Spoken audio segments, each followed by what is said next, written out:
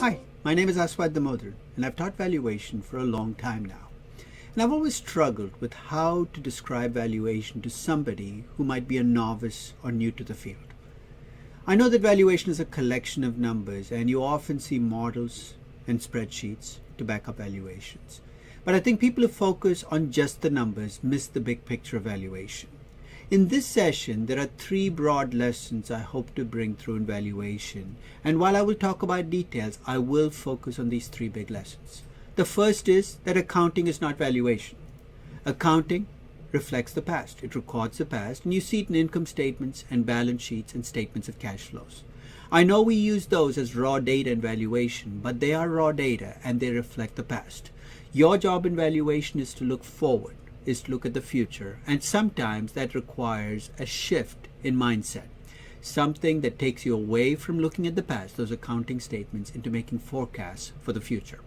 Second, while valuations might be full of numbers and use Excel spreadsheets to back them up, valuation should never be just about the numbers.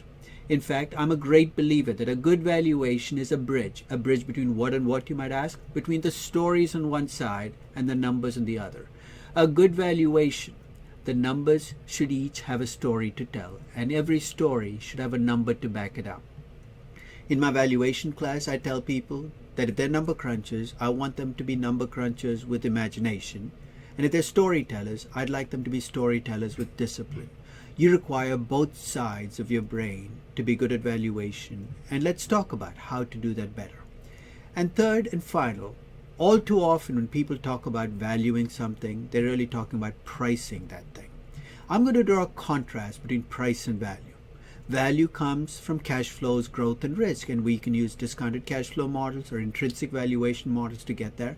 Price comes from demand and supply, and what drives demand and supply? God only knows. But when we talk about valuing an asset, we have to be clear that we're valuing it and not pricing it.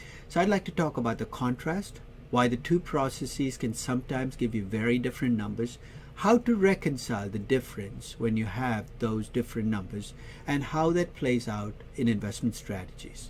It's going to be a lot of fun to talk about the big picture questions while also talking about the details. And I hope to see you at this session because we can talk about everything that might interest you in valuation.